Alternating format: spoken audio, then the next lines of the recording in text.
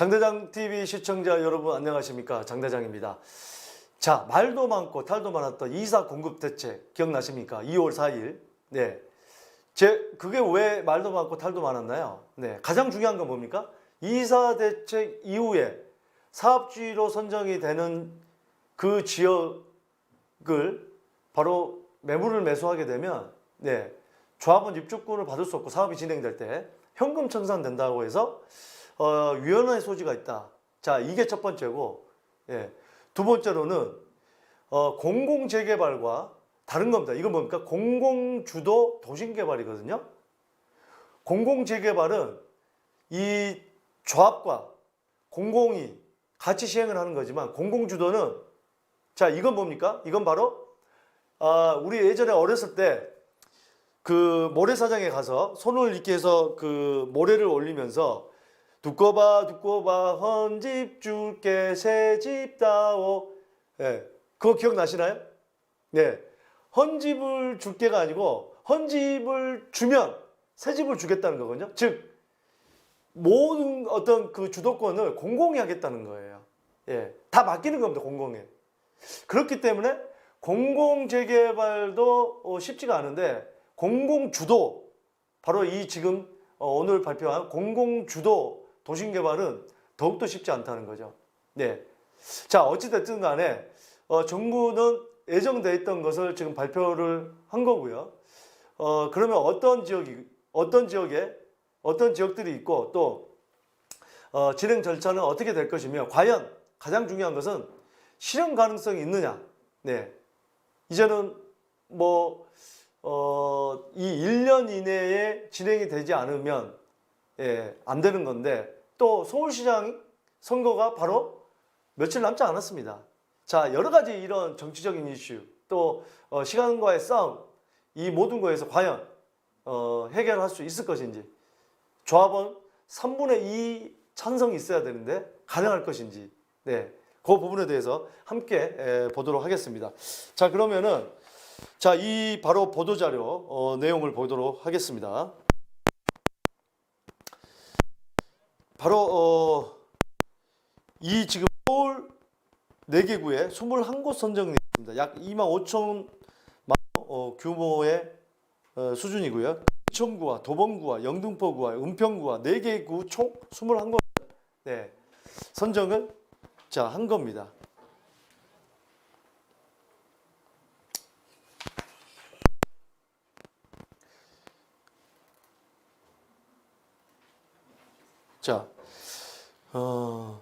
이 1차 선도사업 후보지는 지자체 제한 후보지 중 공공이 시행 주체가 되는 도심 공공주택 복합사업에 대해 우선 접수한 지자체를 중심으로 입지 요건을 검토를 여러 가지 우선한다라는 거랑, 자, 이 지금 이 내용이 방대합니다만 핵심만 제가 말씀드리도록 하겠습니다. 그러면 바로 어떤 것들인지 먼저 보도록 하겠습니다. 자, 금천구 가산 디지털 역세권입니다. 네, 가산 디지털 단지역이 있고 바로 이 삼각형 모양, 네, 여기 이종 일반 주거지역이고요. 51,497제곱미터. 또 방학역에서 바로 서북쪽에 위치한 이 도봉 2동, 네. 그 다음에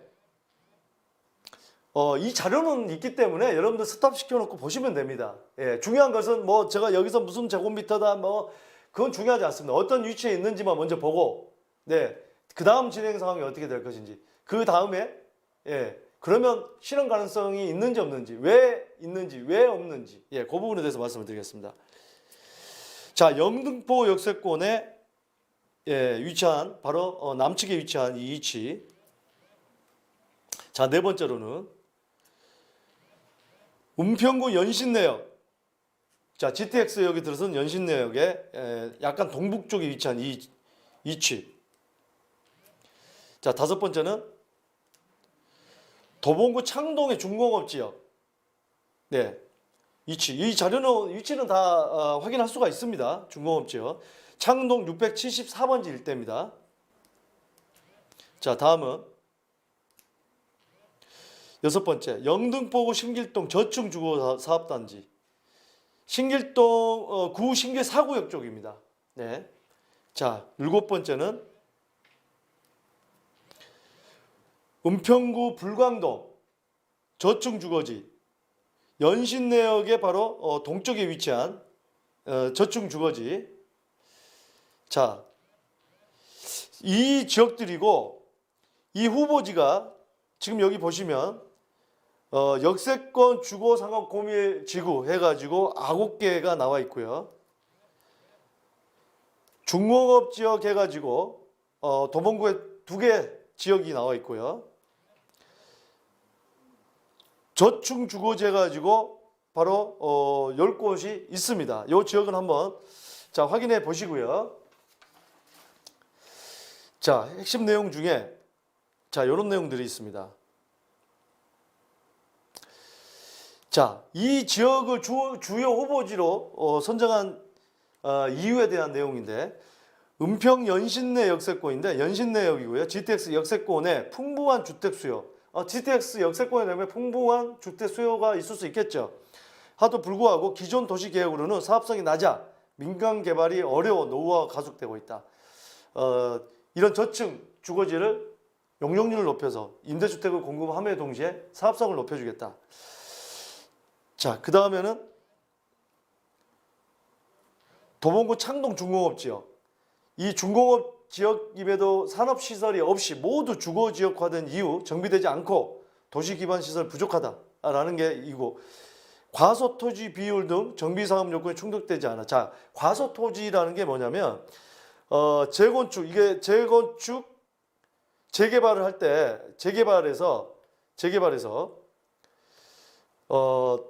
이 과소토지라는 거는 도정법에 의해서는 30제곱미터에서 90제곱미터고 이게 이제 세대원 전원이 무주택 입주때까지 사업시행 인가부터 입주때까지 무주택을 이루면 조합원 입주권을 주는 거고, 30제곱미터 이하는 조합원 입주권을 안 준 겁니다. 서울시 조례에서는 더 좀 엄격하게 토지만, 그러니까 주거가 주택을 가지고 있는데 한 평이라도 있으면은 조합원 입주권을 받을 수 있죠. 근데 토지만 있는 경우를 얘기하는 겁니다. 20제곱미터 이하인 거는 못 받지만 20제곱미터에서 90제곱미터 막 이런 건데, 이제 지자체마다 좀 다르기 때문에, 그래서 이런 과소토지 같은 경우는 사업 진행하는데 당연히 찬성을 할 수가 없기 때문에 이런 쪽은 좀 어렵지만, 이런 비율이 있는 것을 공공이 주도해서 하겠다는 겁니다. 자, 그래서 이런 이해를 좀 하시면 될 것 같고, 영등포 신길동의 저층주거지. 네. 신길 뉴타운의 개발이 많이 됐죠. 하지만 인접 지역은 고밀 개발에도 불구하고 2014년 재개발 구역 해제 후 노후화가 진행되고 있다. 신길 뉴타운은 아주 그 개발이 잘 되고 있는데 주변 지역은 안 되고 있다. 자, 이런 거고, 금천구의 가산 디지털 역세권, 대상지 주변에 국가산단과 남부순환로가 위치하여 도시공간 구조가 단절되며 개발되지 못한 채 노후화가 되고 있다. 하여튼 국가산업단지 오래됐죠. 70년대가 이루어진 거고, 또 남부순환로가 있어서 단절돼 있다는 거예요. 자, 이런 지역은 민간에 맡겨놓으면 힘들기 때문에 공공이 주도를 하겠다는 게 바로 명분이긴 합니다. 네. 하지만 가장 제가 말씀드리는 것 중에 하나가, 그러면 사업이 가능성이 있느냐는 거죠. 자, 이 부분 한번 살펴보도록 하겠습니다.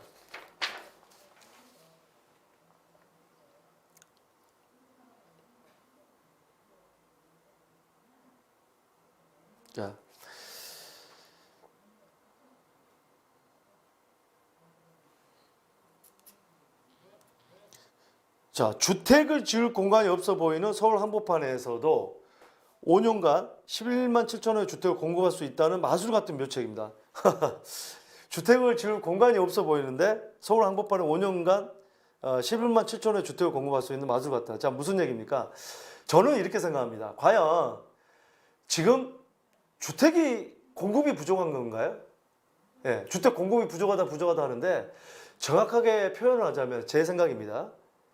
새집이 부족한 겁니다. 새집 공급이 부족한 거예요. 근데 왜 새집 공급이 부족합니까? 서울 시내 재건축 재개발을 규제를 엄격하게 해놓고 진행을 못하게 해놓고 그게 뭡니까? 잠실주공 5단지라든지 음마아파트라든지 뭐 또는 뭐 한남뉴타운이라든지 여러 가지 재건축 재개발을 어렵게 해놓고 공공주도로 해서 자꾸 임대주택을 짓겠다. 또 공공분양을 하겠다. 자, 이게 문제라는 거예요. 하지만 3기 신도시 등 여러 가지 공급이 됐을 때 과연 주택이 부족할까요? 그 부분도 생각을 해봐야 됩니다. 그래서 이번에 서울시장이 새롭게 된다고 한다면 박영선 후보가 됐든 오세훈 후보가 됐든 모두 이제는 이 여당인 박영선 후보까지도 재건축 재개발에 대한 약간 완화책을 자꾸 얘기를 합니다. 왜? 지금 여러 가지 여론조사에서 밀리고 있기 때문에 결국에는 그러면은 재건축 재개발을 하겠다는 심리가 강한데 과연 공공주도로 이 사업을 할 수 있겠느냐. 결국에는 3분의 2 이상의 조합원 찬성이 필요한데 지금 현재는 뭡니까? 이 지자체랑 조합과의 어느 정도의 그냥 의견 교환만 된 겁니다. 3분의 2가 찬성한 게 아니죠. 그리고 이게 중요한 게 뭡니까? 이 구역이 지정되고 나서 1년 이내에 진행을 해야 되는 그 문제가 있습니다. 과연 1년 이내에 진행할 수 있을 것이냐? 요 문제도 있다는 거죠. 자, 보세요. LH나 서울주택도시공사 등 공공기관이 아예 토지주로부터 땅을 넘겨받아 사업을 진행하고 이후 주택으로 정산하게 된다. 아예 땅을 넘겨받습니다. LH가 됐든 SH가 됐든. 이걸 다 맡길까요? 3분의 2가? 자, 이번에 뭐 66%에서 뭐 60%로 완화시켰다고 하는데 뭐 어찌 됐든지 간에 쉽지는 않다는 거죠. 60%가 됐든 66%가 됐든. 그리고 지금 현재 이 공공에 대한 신뢰감이 바탕이 지금 완전히 무너졌습니다. LH 땅 투기 사태로 인해서 안 그래도 어려운데 LH 땅 투기 사태로 인해서 또 뭐 최근에 청와대에 계신 분, 부동산 대책을 아주 주도했던 분도 임대차 3법 시행되기 바로 이전에 5% 이상 10 몇 프로를 올렸죠. 본인 계약 기간이 한 달이 남아 있음에도 불구하고 땡겨가지고 받았다는 얘기예요. 변명은 공색했습니다.